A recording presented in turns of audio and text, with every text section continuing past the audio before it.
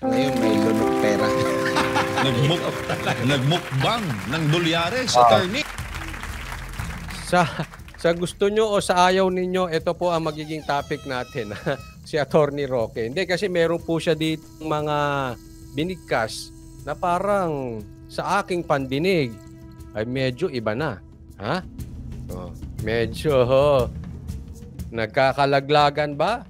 May pinagsasabihan ba? Et cetera, et cetera. Ang bibigyan po ni Attorney Roque ng komentaryo ay itong patungkol sa kumain ng pera dyan sa airport. At bibigyan ko rin ng komentaryo, yung komentaryo ni Attorney Roque. Bagamat ako po ay hindi sang-ayon sa mga maraming sinasabi ni Attorney Roque, palagay ko po itong attorney na to ay talagang attorney. I mean, hindi po siya vlogger 3.0. Abogado po ito talaga. Pakinggan po natin, ha? Medyo forward natin konti para iwasan na yung tawa-tawa. Alam mo, mabubroadcast yan sa buong daigdig, ha? We will be known as the dollar eating race. Ano? Grabe, no? Dollar eating race. Nakakahiya. Alam mo kung ako yung babae na yon, nahihiya na ako talaga. Talagang sangalan ng gutom. Magkano ba yung $300? Siguro wala pa yon. Mga 16,500. No. Yes, medyo may kalakihan po yun. Pero hindi naman dapat na para ka kumain ng pera or para ipahiya mo ang bansang Pilipinas o ikaw ay gumawa ng krimen sa halagang 16,500. Ikaw pa ay naturing ang security ng airport, bantay sa lakay ka pa. At babae. Yes po, babae po yun. Yan po nakakahiya sa bansang Pilipinas. Ang tanong, anong gagawin ng Marcos nyo? Sisisihin na naman ako ng mga magkokomentaryo dito, sabihin, sinisi mo na naman si Marcos, ikaw na kaya presidente. Hindi kasalanan ni Marcos yan. Hindi po. May kasalanan dyan si Marcos. Mamaya. Ba naman yan? Nakakahiya naman yan. Naku, alam ko ng Marami headline. ng sinungaling. Tapos ngayon, dollar eating race pa. The Philippines. Dollar eating race. Kababaeng tao. Mukhang payat Baka siguro nagugutom talaga to. Alam nyo, bawal kumain dyan. Pero kumain siya. Ba't kasi may tubig? Alasan ng tubig yan. Meron akong tanong bago tayo tumuloy. Kasi kahapon na-discuss ko to sa live ko. At tinanong ko rin sa Facebook. Kung sa tingin ninyo, ang leader dyan, si Katapang, ano kayang gagawin niya dyan sa babaeng yan? Ano kayang solusyon ang gagawin niya para maiwasan ang nakawan dyan sa airport?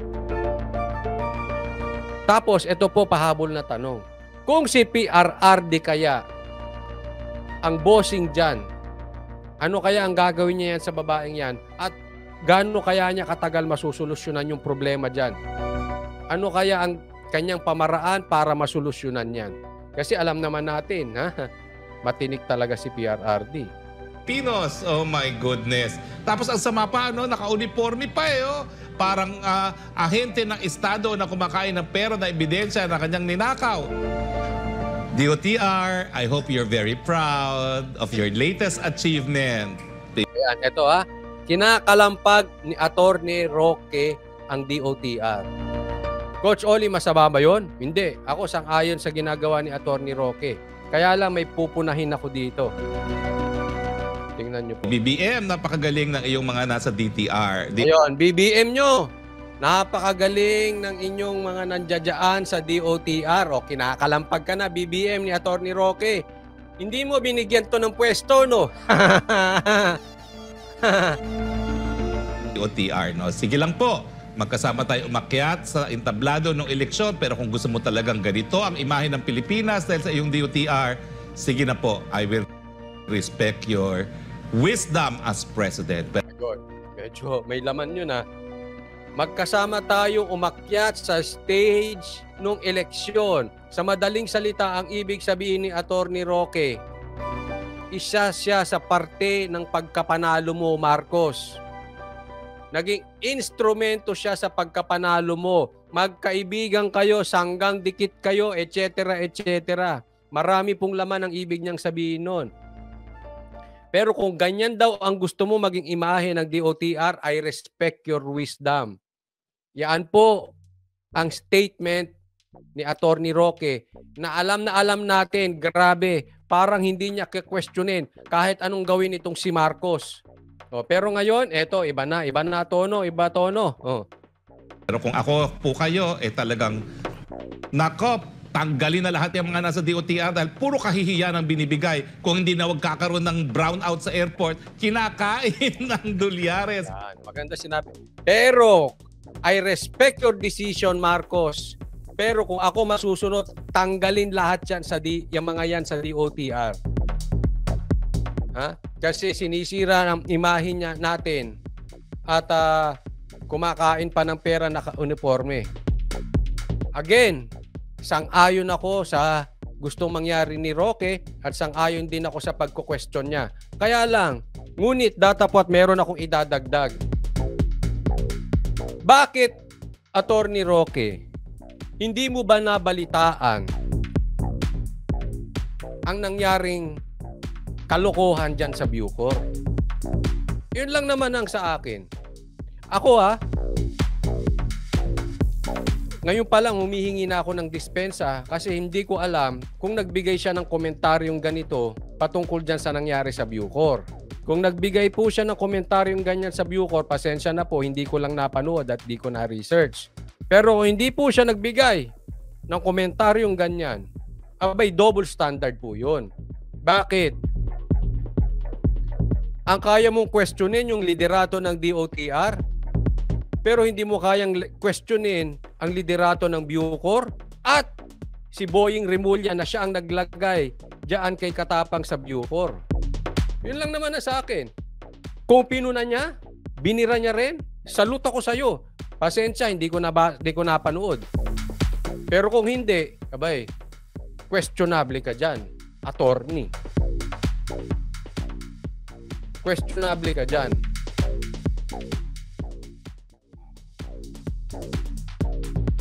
Bakit pinupuna mo ang isang ahensya na may nagawang krimen pero hindi mo punahin ang isa pang ahensya na mas matindi ang krimen nangyari?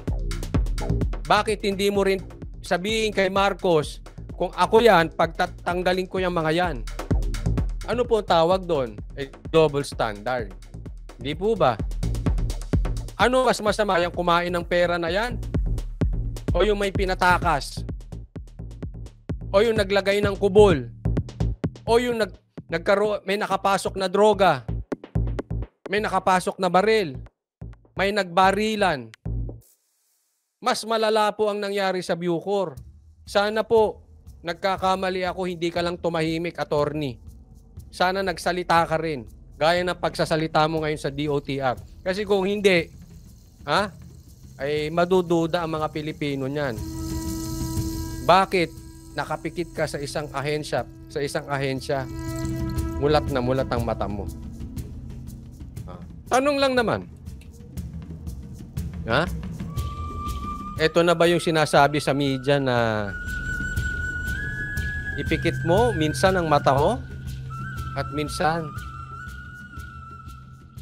ibukas mo ng todo? Depende yan sa tapal? Wala po tayong ibinibintang. Nagtatanong lang po tayo. Itong editor ko, mukhang mahilig talaga sa maganda. Napansin pa yung mukhang maganda pa naman si ate, sayang. Matindi to, parang si RJ. Ang video pong yan, kakalat po yan sa buong daigdig, Mr. President. Ano ba naman yan? Bakit gusto pong magkaroon ng ganyang kahiyan? Isang tanggal lang naman dyan sa isang opisyalis dyan, bago na sistema dyan. Pag tinanggal niyo yung ulo... Sige, pagalitan mo si Marcos. Di ka binigyan ng pwesto. Hindi, may pwesto na ba? Hindi, di ko alam. May pwesto na ba to si Attorney Roque? Nagtatanong lang po. Kasi hindi ko naman siya nare-research, Baka naman may pwesto na. Pagalitan mo, sige, go. Pagalitan mo yan si Marcos nyo. Diyan, magpapadala ng mensahe, hindi na po pwede mga kalokohan sa lahat ng mga ahensya ng DOTR. Habang hindi niyo po tinatanggal, nakikita, pwede pala. Katangahan natin, kabubuhan natin na nawawalan ng kuryente sa airport, kinakain ng pera ng mga turista, okay lang pala Di sige, patuloy ang ligaya. Yan pong mensahe dyan. Pero anyway... Ganun din naman, Attorney Roque, ang mensahe sa Bucor. Pwede palang magbarilan. Pwede palang magpatakas ng preso. Pwede palang maglagay ng kubol. Pwede palang maglagay ng bilyaran. Pwede palang maglagay ng... ano yun? Yung hardware. Ang dami po. Sana yung tapang mo, ginamit mo rin yung tapang mo sa Bucor, para maniwala ang tao na concerned ka sa mga Pilipino. Hindi lang sa isang ahensya. I respect na po. Dumating na ako. Sabi ni Mutya, wala pa rin pwesto si Roque hanggang... ganun? Ay, kung ako yan, magagalit ako.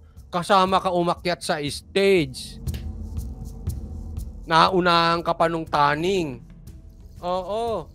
Yung taning P, naunahan ka pa. Ay, nako.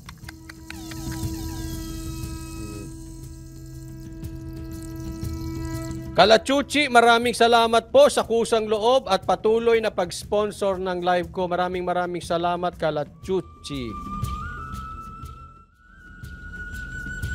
Sa pundo, I will respect your wisdom.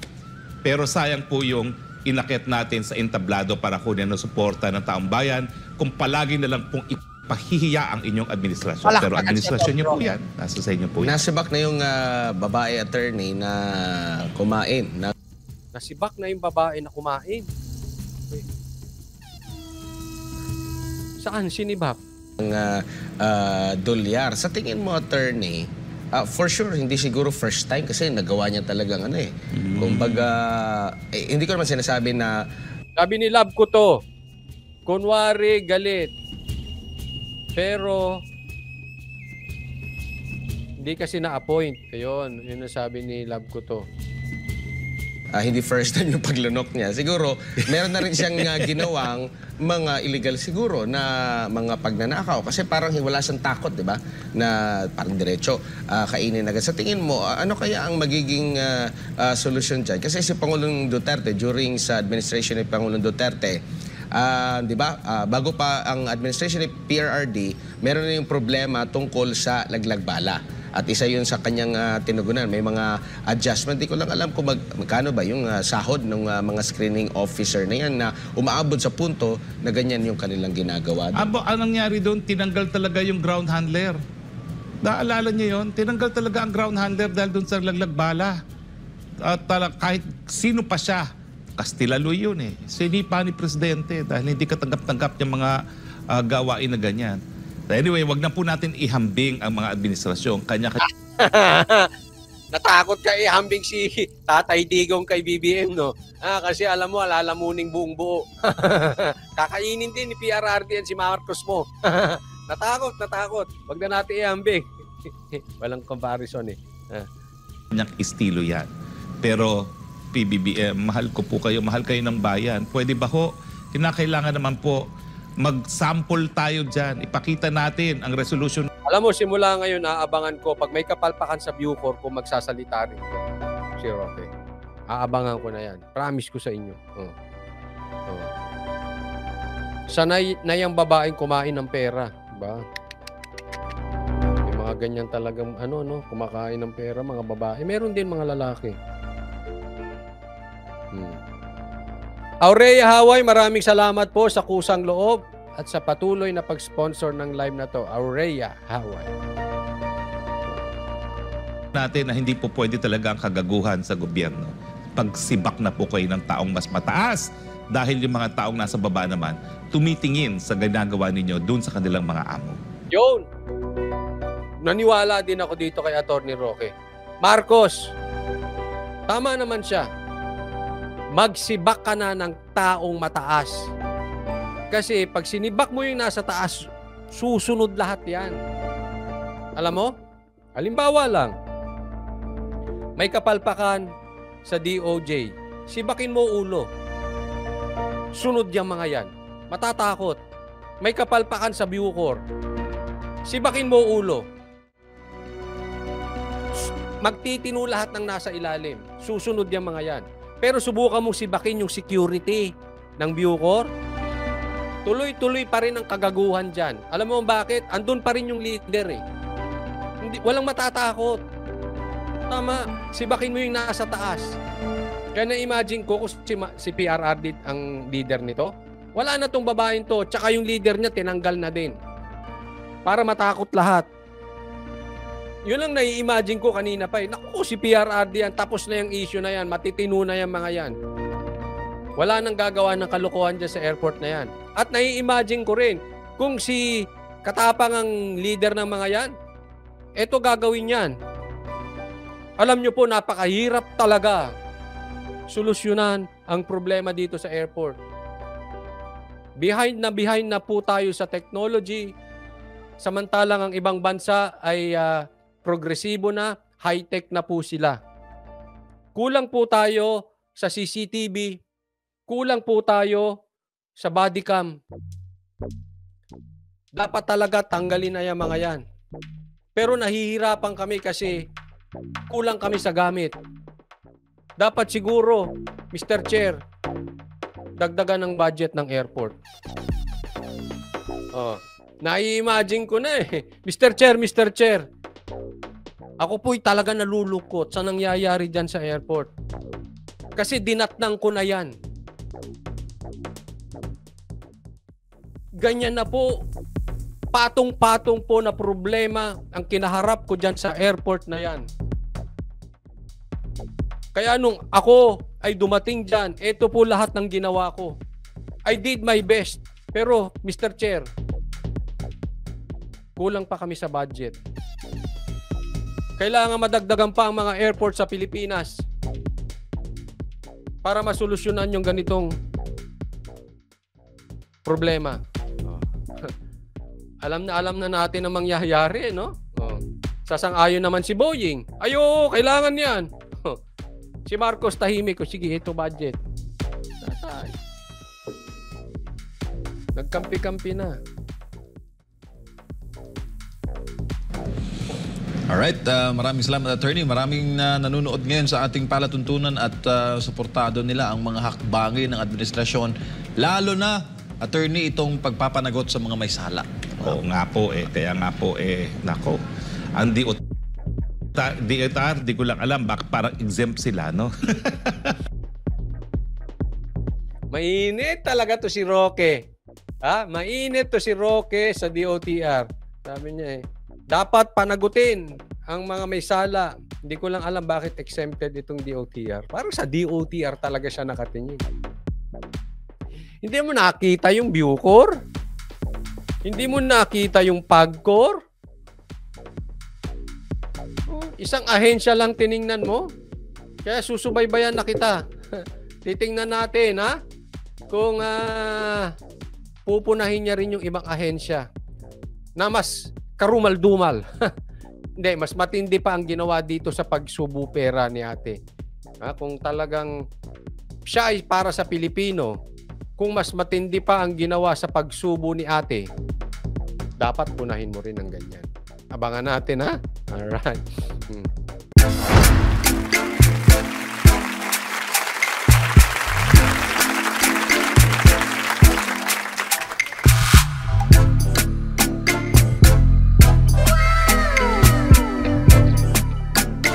The next performance will start momentarily.